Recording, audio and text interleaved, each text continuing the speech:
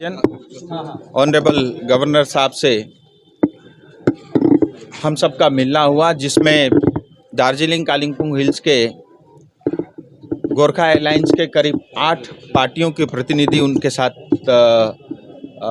बैठना हुआ।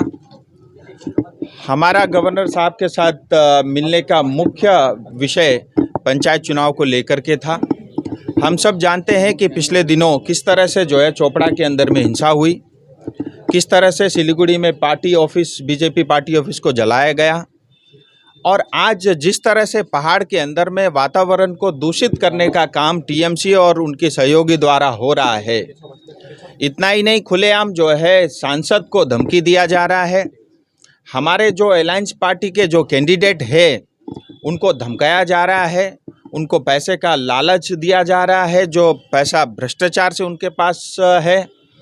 और नॉमिनेशन जो है वापस करने के लिए जिस तरह की जो है प्रेशर उनके ऊपर बनाया,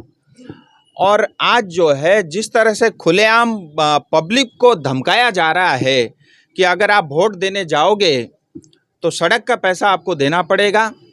अगर आप वोट देने जाओगे इसका खामियाजा आपको चुकाना पड़ेगा। इसका मतलब अब पश्चिम बंगाल में लोकतंत्र बचा ही नहीं है, यानी जनता घर से निकल करके वोट कर नहीं सकती, ऐसी स्थिति टीएमसी ने बनाई है। इन सब विषयों के ऊपर में बहुत देर तक उनके साथ चर्चा हुई, और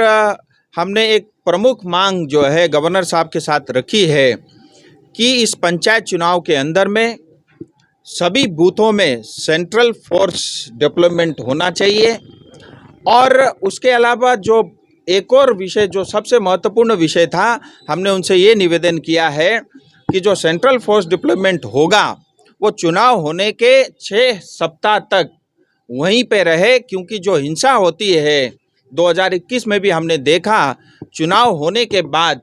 जहाँ जहाँ टीएमसी हारती है वहाँ जो है ज़्यादा वायलेंस होता है। और इस बार पहाड़ में टीएमसी और उनके अलायंस उनका पूरी तरह खात्मा और साफ होना तय है। तो हमें ये एक डर और भय है, हम जनता को सुरक्षित वातावरण और सुरक्षा देना चाहते हैं। हम चाहते हैं फ्री एंड फेयर इलेक्शन हो, जिससे जनता घर से निकल करके अपना मत का उपयोग करे और सही उम्मीदवार का चुनाव हो, जिससे वो गांव-गांव में विकास करे।